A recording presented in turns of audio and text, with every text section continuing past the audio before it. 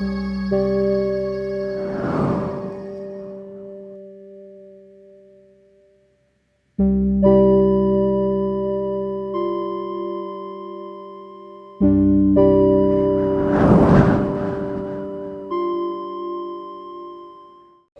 adalah nikmat iman, nikmat Islam, dan juga nikmat sehat wal afiat.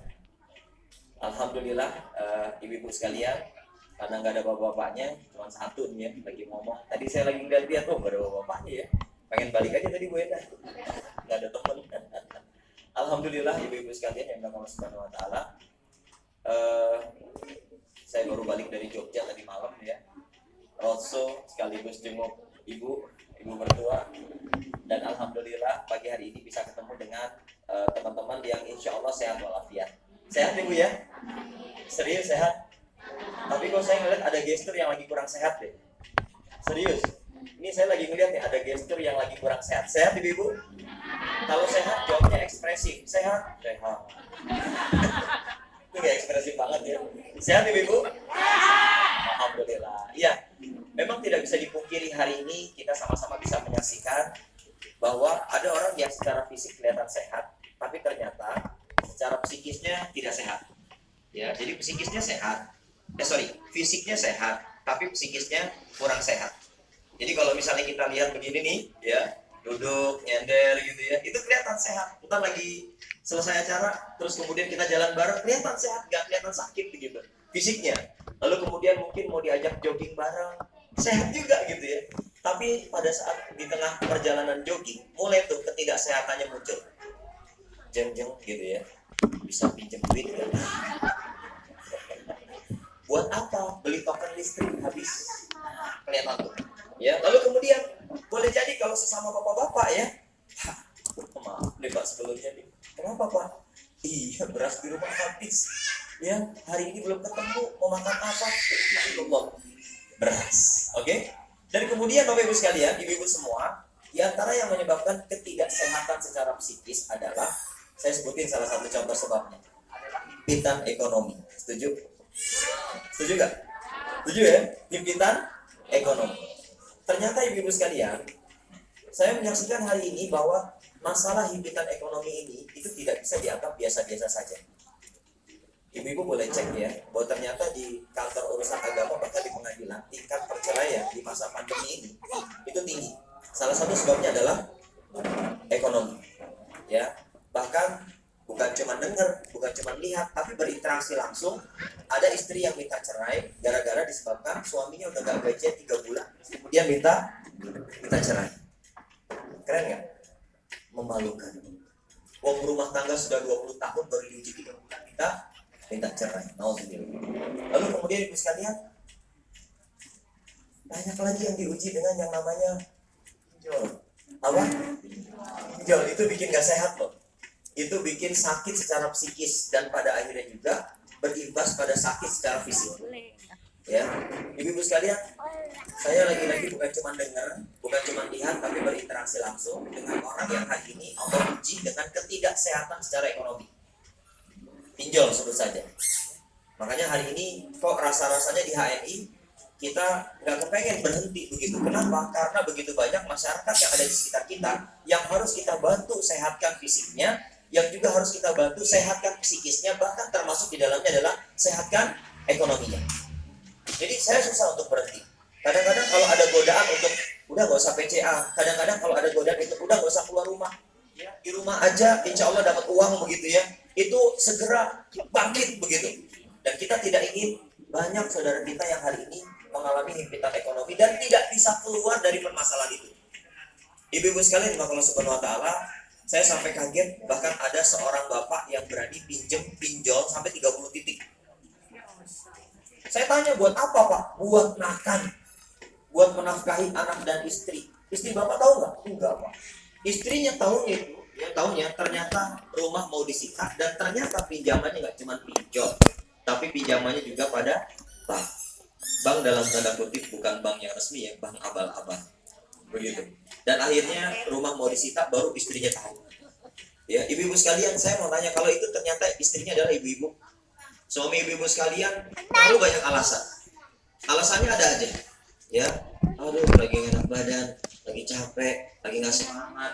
Lupa dia bahwa di rumah harus ada yang dinafkahi.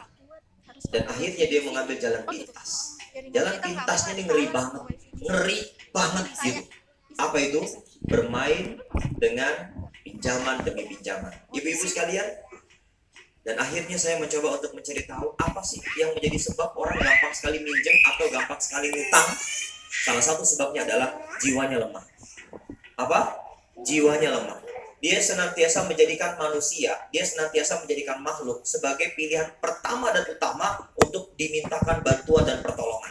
Dia menjadikan Allah sebagai pilihan yang kesekian, tapi makhluk menjadi pilihan pertama. Jadi wajar dia menyatakan bahwa solusi dari permasalahan hidupnya adalah minjem alias ngutang.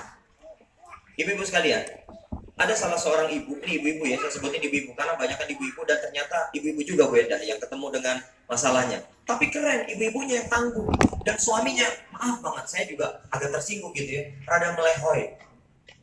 Suaminya rada melehoi, makanya saya nggak menyebut suami yang soleha itu. Ya, suami soleha tuh kayak gitu. Suami soleha cirinya adalah mereka kalau salat subuhnya di rumah. Jadi kalau ibu-ibu sekalian punya suami, mohon maaf ya, nggak apa-apa tersinggung, nggak apa-apa. Yang penting sadar segera berubah. Ingatkan suaminya. Suami soleha itu adalah suami yang salat subuhnya di rumah. Ya, suami soleh salat subuhnya di mana? Di masjid, musola, begitu. Itulah suami soleh. Dan kalau kita menyaksikan hari ini banyak para bapak, banyak para laki-laki yang tidak punya semangat untuk menguatkan stamina jiwanya, itu biasanya mudah sekali menyelesaikan masalah dalam hal himpitan ekonomi dengan cara berhutang.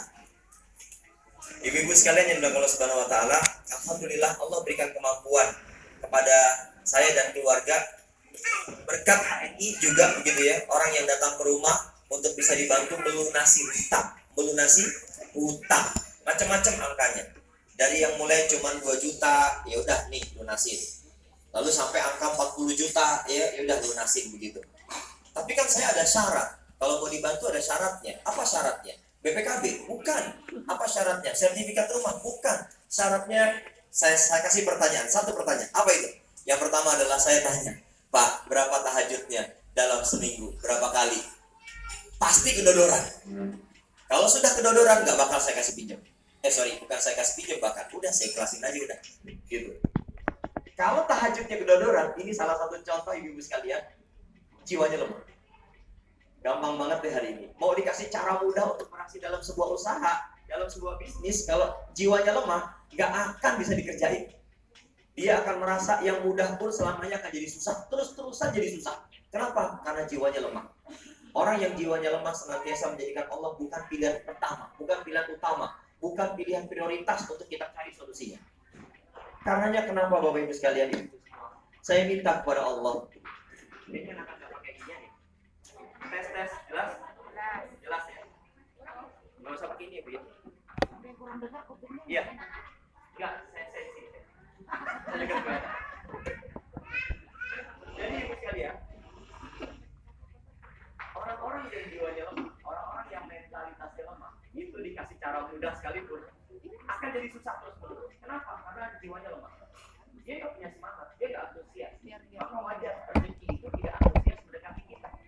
Yang namanya rezeki yang deras itu selalu memanggil orang-orang yang antusias, orang-orang yang bangun pagi semangat, orang-orang yang ketika bangun pagi apapun masalah hidupnya, itu dia seolah-olah ya, dia yakin bahwa semua masalah akan selesai. Yakin ya? Dia tidak berpikir seolah-olah nggak akan selesai, semua akan selesai. Termasuk diantaranya dalam hadis Nabi disebutkan likuli dan indawal. Setiap penyakit pasti ada obatnya. Ini termasuk di dalamnya setiap masalah, setiap problematika hidup pasti ada solusinya. Jadi nggak ada yang namanya penyakit, nggak ada yang namanya masalah, nggak ada solusi itu, nggak ada. Semuanya ada solusinya. Kadang-kadang kita yang menutup diri Ibu sekalian, dan kemudian kita tidak pernah bisa mau untuk membuka pikiran, membuka hati kita, dan pada akhirnya tidak akan pernah ketemu solusi dari permasalahan kehidupan kita. Ibu-ibu sekalian, saya mau bahas dulu yang pertama nih, terkait dengan masalah orang-orang yang kelihatan sehat tapi ternyata sakit. Ada nggak? Orang-orang yang kelihatan sehat tapi ternyata sakit. Kan saya nggak tahu ini bisa hidup enak begini, ternyata punya asam urat. Asam urat saya nggak bisa melihat asam urat, nggak bisa. Ya, atau bahkan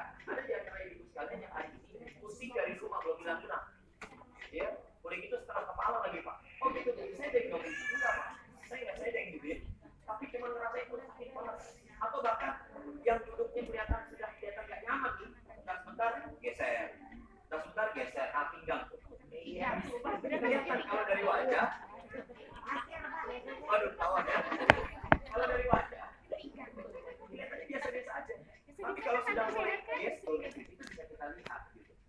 Nah, ibu sekalian, berapa banyak orang yang hari ini tidak menyadari bahwa apa yang Allah titipkan dalam hidup kita sehat itu nggak dijaga, nggak dirawat, nggak dipelihara.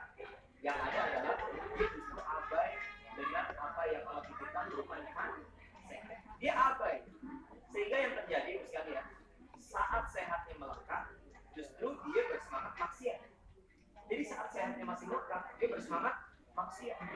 Ibu-ibu, kalau kita melakukan maksiat sendirian pun Allah tahu betul. Ibu ngumpet deh di balik pohon beringin yang gede itu. Ibu ngumpet, matiin lampunya kalau ada lampunya. Allah tahu itu lagi maksiat. Ya. Dan akhirnya pada saat orang bertanya, Pak, gimana sih kalau bisa berhasil menjalankan sebuah usaha? Anda jangan nekat bikin maksiat terus-terusan. Anda jangan terlalu percaya diri. Oh, tenang aja, suami saya kaya, duitnya banyak. Oke. Kalau Anda dan suami tidak berusaha untuk meninggalkan maksiat, boleh jadi kekayaan Anda tidak permanen. Mudah bagi Allah buat nyabut, cret, selesai, ismin lagi kita. Ismin apa? Miskin lagi. Jadi misalnya hati-hati. Saat sehat melekat itu jangan bersemangat maksiat. Saat sehat masih melekat pada diri kita, tolong tingkatkan semangat untuk taat kepada Allah. Itu yang paling penting. Usaha apapun, bisnis apapun, kalau ibu sekalian semakin bersemangat untuk nggak kedengeran. Oh, saya pakai lagi berarti. Nah, ini saya menghormati yang di Zoom. Kupingnya bermasalah. Tega banget, kupingnya bermasalah. Kalau yang berkumpul ya. Iya, Bu. Oke. Jadi ibu sekalian, kalau kita hari ini menyaksikan betapa banyak orang ya, dia merasa sedang sehat, atau saya lagi sehat, Pak. Dan kalau misalnya kita kenalin produk HNI, itu rada belagu. Paham nggak? Kalau ada belagu gimana tuh? Ada belagu, Bu. Pak, ayo Pak, pakai kayu siwak. Nggak penting, nggak sakit gigi, saya pakai gigi. Ya, Pak, ada kayu daun sirinya loh, Pak, ada daun minyak loh, Pak. Yang ini aja lah, gitu. Ntar kalau dia udah sakit gigi, terus pakai yang ono, nggak sembuh-sembuh, itu pasti nyari kita. Karena dulu kita sudah pernah nawarin pakai pasta gigi yang mengandung kayu siwak, daun sirih, daun mint. Balik sama kita. Lagi sakit, baliknya beda. Ya, baliknya beda sambil begini. Gantian kita ledekin. Ini mah, gitu ya. Pak, sebelum pakai pasta giginya, pakai dulu minyak herba sinergi, kasih kapas, basahin kapasnya, tempelin, selesai, gigit, atau kalau berani sedikit, kumur-kumur. Setelah itu sikat gigi pakai kayu siwak. Bu, apa yang terjadi? Begitu sudah enakan, mau nggak dia? Mau nggak dia? Mau nggak kira-kira? Kalau saya tawarin lagi mau nggak? Biasanya mau, tapi terpaksa karena udah terlanjur sakit. Akhirnya dia mencari saya, terpaksa buat beli produk HNI karena sakit. Kalau udah sehat, lupa lagi, taruh lagi dulu pasta giginya, dipojokin lagi ibu sekalian, dan dia balik lagi ke pasta gigi sebelumnya. Begitulah kita ibu sekalian. Hari ini mungkin ada di antara kita yang sudah istiqomah. Saya doakan terus istiqomah pakai produk HNI, insya Allah. Ya, saya doakan terus istiqomah. Jangan istiqomahnya angot-angotan. Sehingga ibu sekalian, kami merasakan betul bagaimana saat kita punya niat sepenuh hati, hijrah produk, beli produk, ya produk HNI ini tiap bulan, tengah bulan, akhir bulan, nggak perlu dibatas-batasin gitu ya. Dan alhamdulillah, ternyata hari ini mungkin ada di antara kita yang mengatakan, Pak, saya kalau beli pasta gigi ini budget saya nambah. Sebab kalau pakai pasta gigi ini, Pak, budget saya tidak nambah. Ya, terus saya tanya, oke, budgetnya nambah, kenapa ibu nggak mikir nambah penghasilan? Sepakat nggak? Berarti kan sebetulnya kurang penghasilan ya? Betul ya? Kurang penghasilan, mau beli pasta gigi, nggak cukup duitnya, itu tandanya kurang pemasukan, kurang penghasilan, kurang income, kurang duitnya, betul, udah to the point, kurang duit kan gitu. Ya, sehingga buat mereka yang hari ini sudah menyadari betul, mereka akan mengupayakan ibu sekalian untuk mbok piye carane setiap bulan itu kita istiqomah, kita konsisten, sudah habis belanja lagi, dan seterusnya. Gak ada tuh cerita, boleh Pak, lagi bokeh, Suami lagi dipotong Pak, penghasilan 50% dari tempat kerja, lagi WFH. Terus mau WFH sampai kapan? Itu beras nggak dipotong jatahnya sekalian. Ya, ibu sekalian, kalau kita justru menyerah dengan keadaan, maka sakit kita akan bertambah. Bukan cuma sakit fisik, tapi sakit metafisik, sakit mental kita. Kalau kata anak-anak ABG sekarang, kena mental. Kena mental. Oh, kalau udah kena mental bahaya, Bu. Ya, mau disemangatin sama ibu kayak gimana pun, dia nggak akan bergerak. Dia nggak akan bergerak karena itu udah kena mental. Yang kedua, Bu, ini tadi sehat secara fisik. Yang kedua, sehat secara metafisik. Dan hari ini kita tidak bisa memungkiri di antara sebab yang menjadi permasalahan utama kesehatan atau ketidaksehatan pada metafisik adalah tadi yang saya sebutin apa? Himpitan ekonomi, alias dengan kata lain karena urusan duitnya terganggu. Saya mau tanya, yang wajib mencari nafkah itu istri atau suami? Suami. Ayo keras suaranya, istri atau suami? Suami. Yang wajib dinafkahi itu istri atau suami? Istri. Saya doakan mudah-mudahan ibu dapat jatah per bulan minimal 20 juta dari suami. Aminnya jangan sampai mungkin.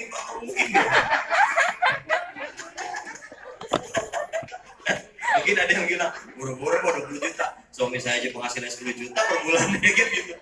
Tapi saya doakan, kan gak ada yang gak mungkin, ya gak?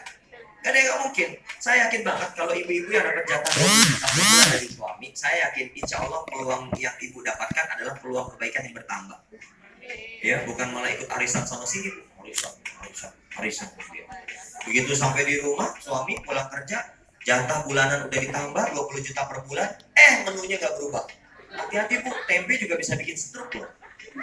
Coba ibu nafkahin, kasih jamuan tempe setahun pada saat suami meningkatkan nafkah bulanan ibu, itu stres juga Bu. Ini kenapa istri saya dikasih tambahan pemasukan bulanan tapi sajian menunya tempe terus tiap hari, stroke Bu lama-lama. Oke, baik Bu. Lalu gimana? Apa yang harus kita lakukan? Apa yang harus kita kerjakan pada saat kita menyaksikan hari ini? Tidak bisa dipungkiri bahwa memang uang bukan segala-galanya. Tapi tanpa uang, segala-galanya menjadi kurang bermakna. Betul nggak? Sepakat nggak? Uang itu bukan segala-galanya. Tapi tanpa uang, segala-galanya menjadi kurang bermakna. Segala-galanya butuh uang nggak?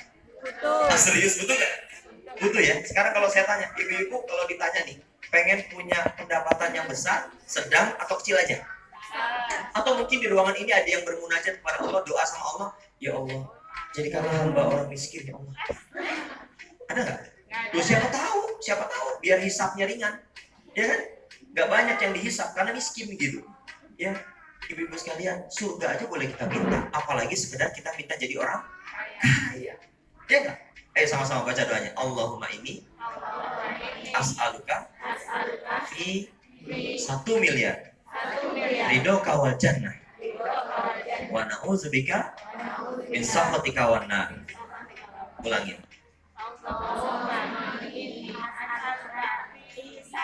Sambil begini.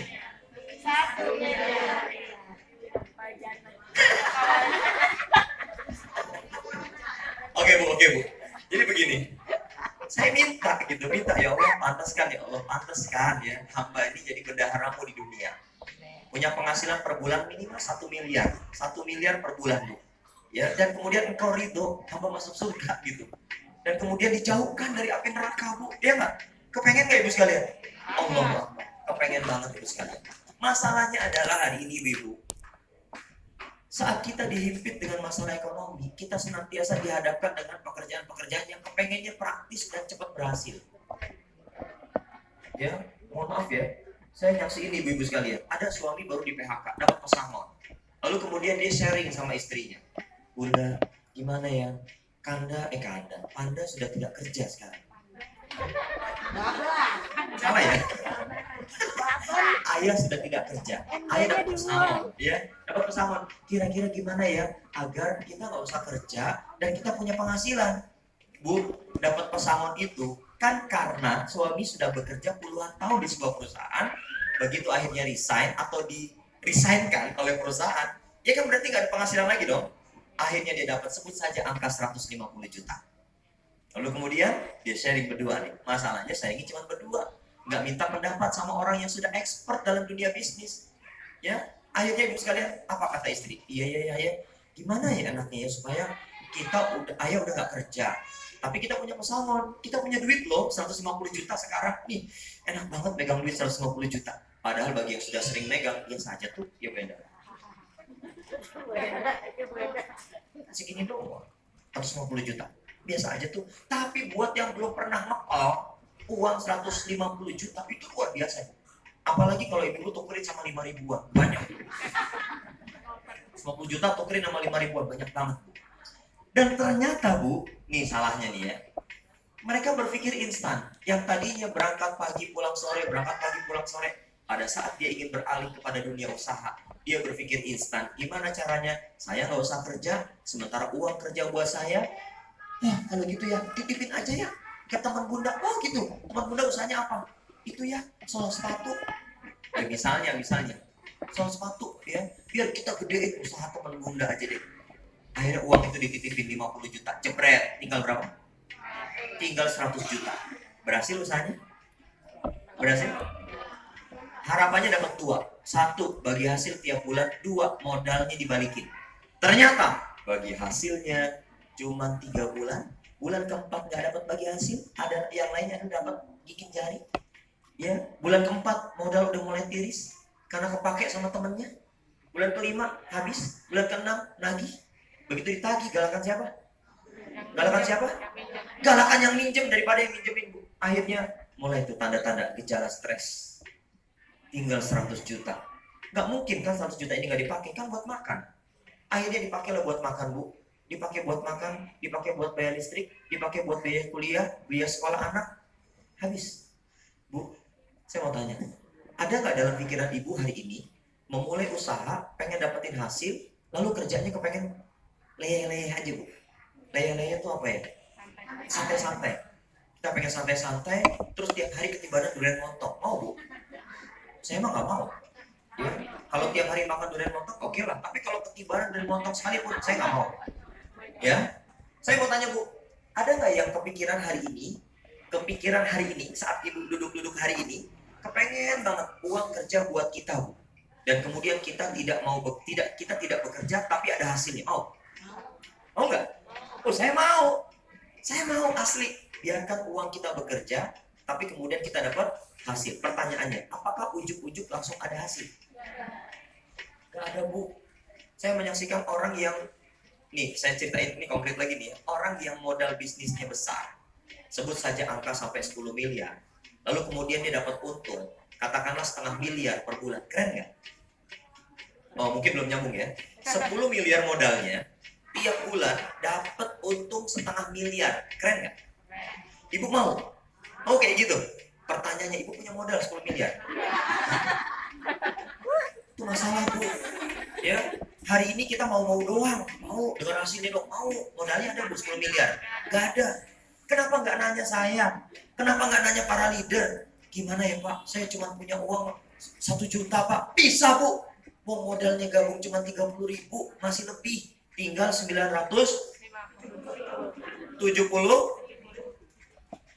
1 juta dibagi 30.000. 970.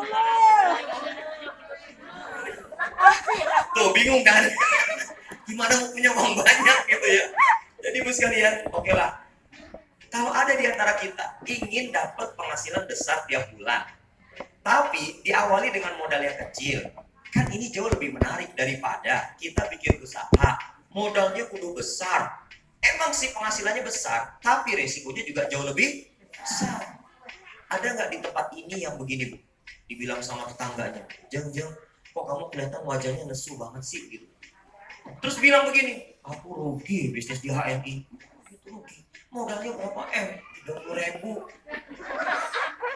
Ada yang begitu, Bu? Yang kelihatan oleh tetangganya wajahnya nesu banget, kenapa sih? Aku habis rugi ya, bisnis. Modal berapa, Bu? 30.000. Atau yang lebih parah lagi, kelihatan kusut banget. Modal berapa? Ceban. Modal 10.000 kelihatan mukanya kayak orang susah sedunia, Bu. Padahal cuma 30.000. Aduh, kalau ada yang kayak gitu tuh, Bu, ketemu dengan kita, balikin, Bu, 300.000. Anggap aja lebihnya sedekah. Nih, saya balikin 300.000. Lebihnya sedekah buat kamu. Udah, jangan balik lagi. Nggak usah ngomong-ngomong, bilang-bilang rugi dan seterusnya. Oke, Bu. Coba sama-sama kita cermati hari ini. Ini nggak bisa dipungkiri, banyak orang yang hari ini kepengen banget punya hasil besar, tapi nggak ngapa-ngapain, tapi modalnya besar. Pertanyaannya adalah, modal kita nggak punya besar, dan kita nggak mau ngapa-ngapain, mana ada orang yang mau ngasih pinjam modal, mau kita juga ngapa-ngapain. Nggak mungkin, mustahil, Bu. Maka saya memilih untuk memulai sebuah usaha guna mengobati permasalahan himpitan ekonomi, yaitu dengan modal yang relatif kecil, tapi bisa mendapatkan hasil yang jawabnya serius dong, hasil yang besar. Besar sambil nunduk pula, kelihatan tuh kalau kata anak psikologi, bohong ngomongnya, jawabnya bohong. Ya, anak psikologi kan gitu, besar tapi besar, tuh kelihatan tuh bohong. Ya, kalau besar tuh optimis, antusias, ekspresif. Ya, modal yang kecil, hasil yang gitu dong. Ya, gitu ya. Oke. Sekarang kita mulai. Bagaimana dengan modal yang kecil tadi, Bu? Dia bisa menghasilkan hasil yang besar. Ibu pengen tahu gimana caranya? Pengen ya? Oke. Saya kasih tahu, Bu. Tolong dicatat karena ujian akan keluar. Kalau nggak dicatat rugi. Oke.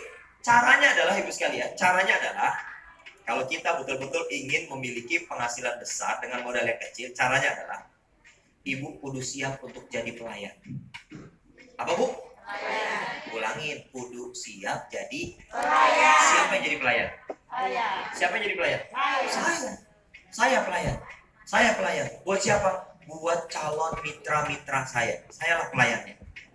Maksudnya gimana, Pak? Loh, sekarang Ibu modal gede nggak punya. Ngomong juga nggak jago-jago amat. Terus kemudian kalau suruh ngebedah produk, ngepres pengetahuan. Terus kemudian kalau suruh ngitung-ngitung hasil bisnis, Bu, pas-pasan. Apa yang Ibu bisa? Yang kita bisa secara fitrah naluriah kita hari ini, Bu, adalah menjadi pelayan. Menjadi pelayan. Saya nggak tahu banyak tentang produk HNI. Ya, saya cuma tahu beberapa. Saya nggak tahu banyak harga tentang produk HNI. Saya nggak jago ngitung. Saya nggak pintar ngomong.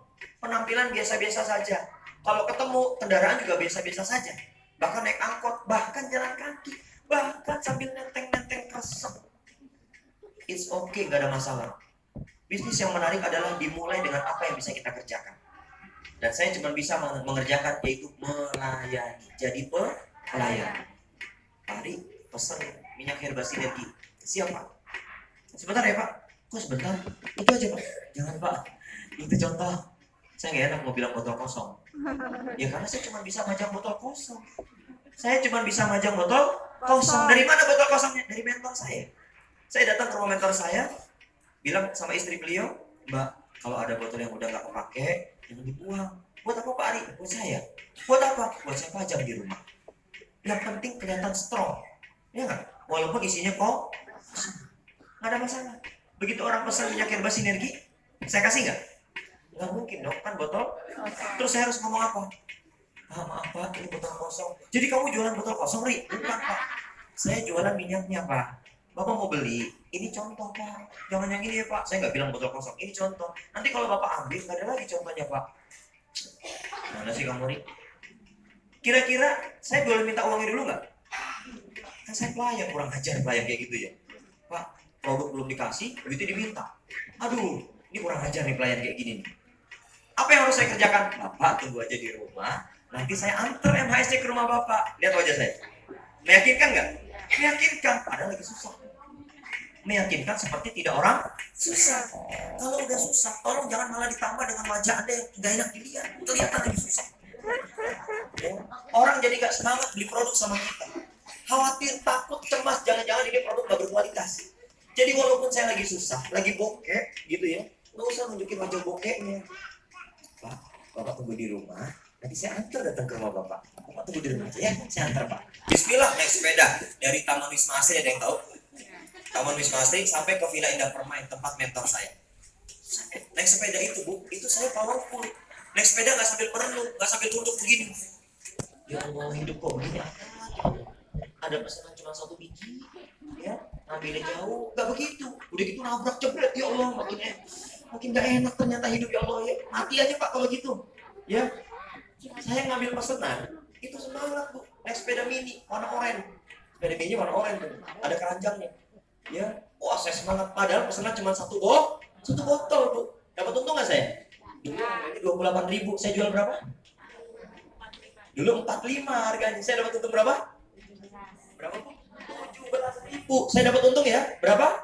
17. Ibu bayangin Bu, saya mau dapat untung 17.000 aja, itu kayak pengen dapat untung 1,7 M.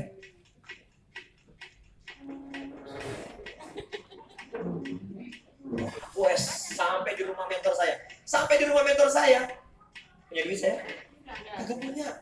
Ya, kalau di depan mentor saya ngomong, Mbak, ini ada pesanan MHS 1, boleh nggak saya bawa dulu? Saya kasih ke konsumen saya terima uang, saya balik lagi setor ke sini. Oh boleh Pak Ari. Tuh mentor saya itu baik nggak?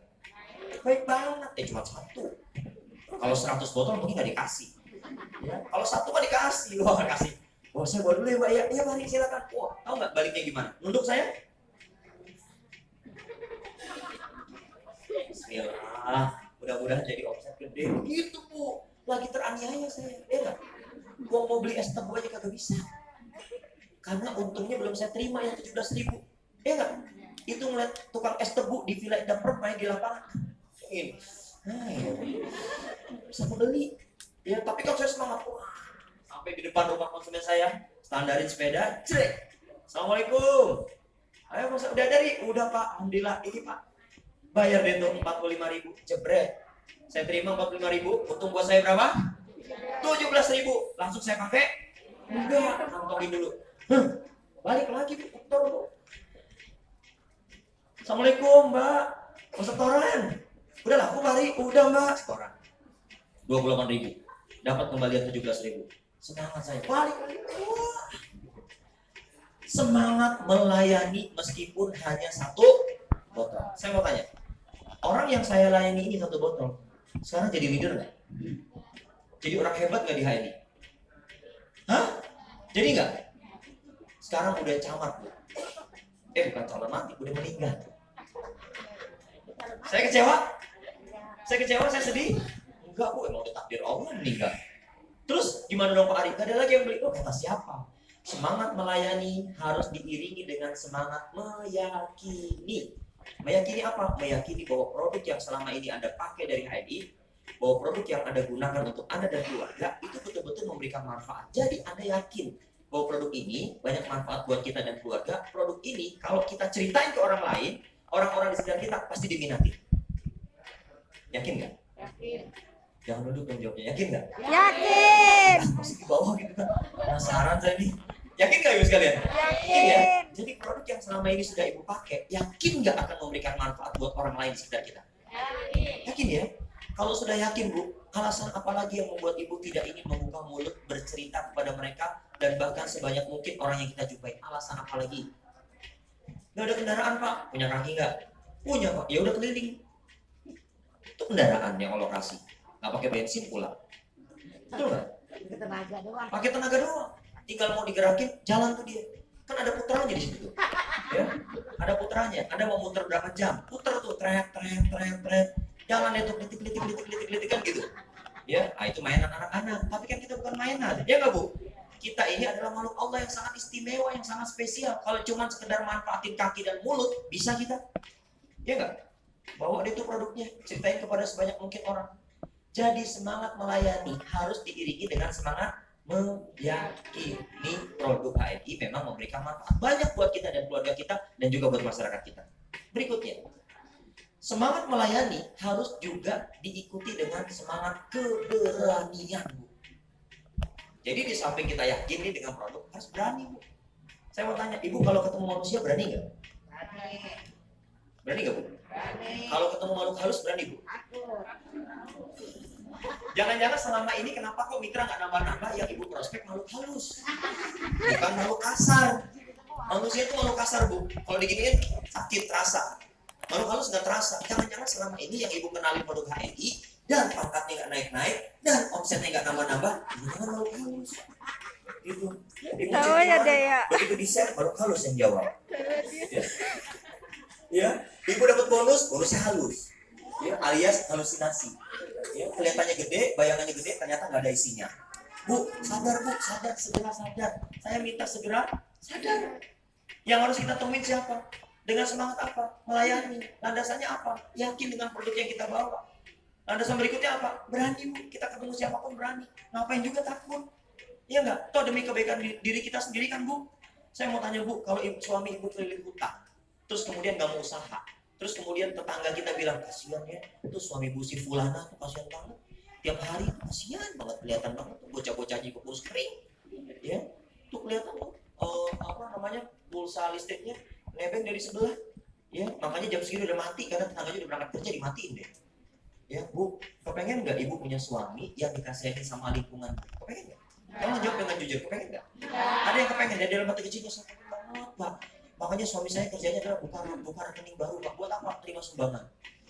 Terima transferan. Keren sih, terima transferan. Masalahnya sumbangan. Begitu. Oke, kalau enggak, kira-kira Bu, yang hari ini ngerasa itu ya, Pak, itu kayaknya gue banget hari ini, Pak. Hari ini, Pak, keluarga saya, Pak, itu sedang maaf ya, diremehin, Pak. Sedang dicibir, Pak. Sedang gak dianggap, Pak.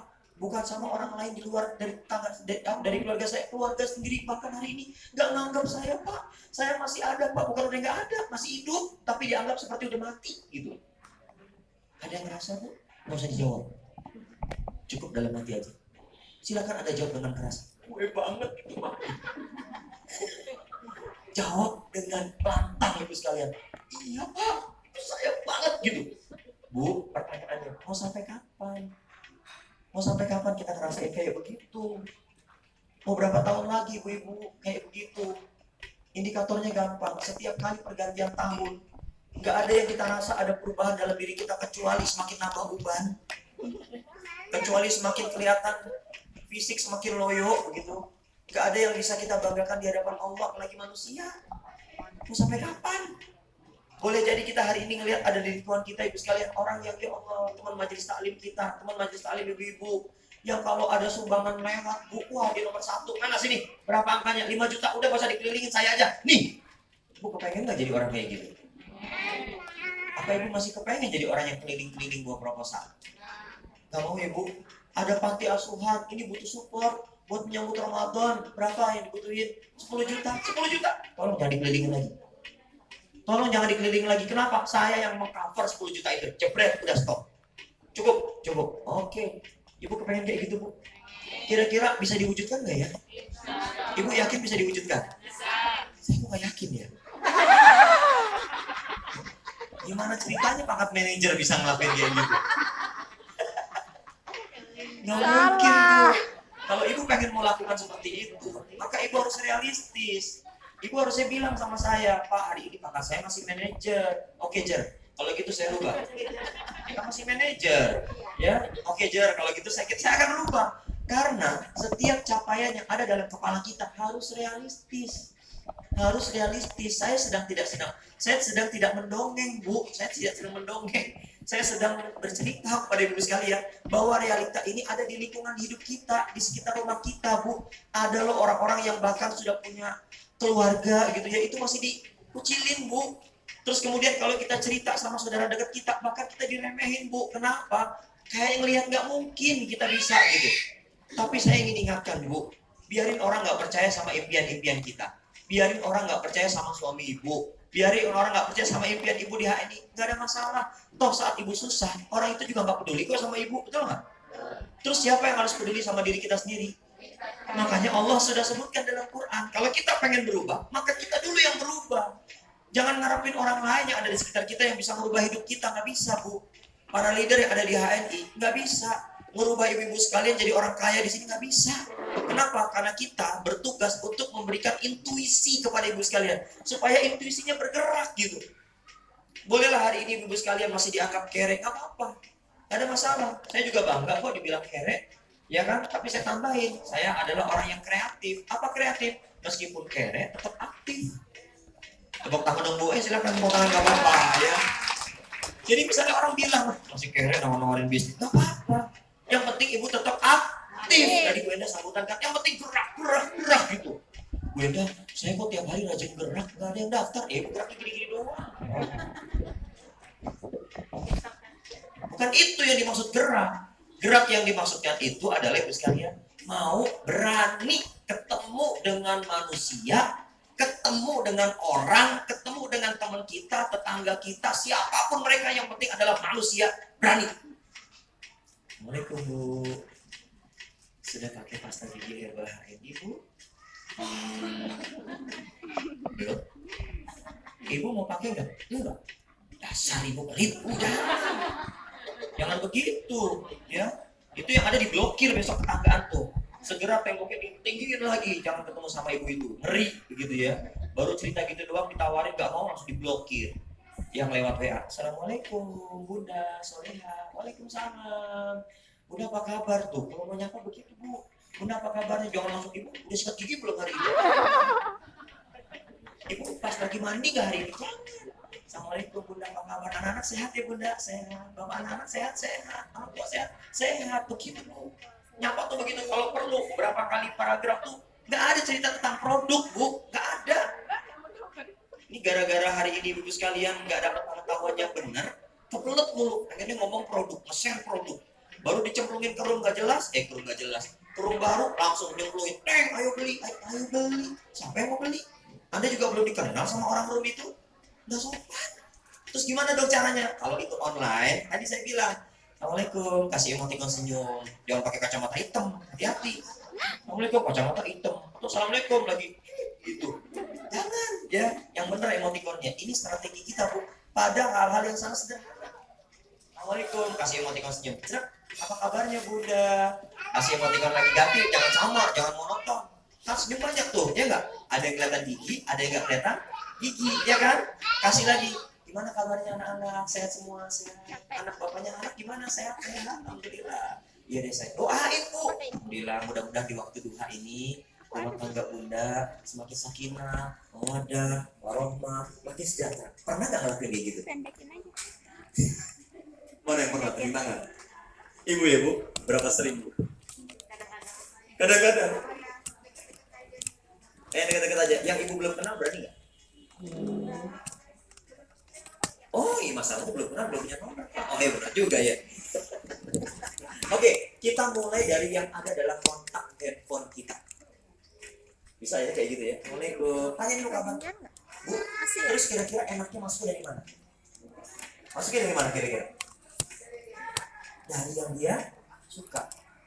Kira-kira orang semua suka sikat gigi nggak? Suka mandi nggak? Betul Ibu ya? Itu dulu Ibu ya. Jam, sudah pernah mandi pakai madu belum? Enak nggak kayak gitu? Coba didengarnya enak nggak? Maksudnya gimana? Jam udah pernah mandi pakai madu? Ya maksudnya gimana?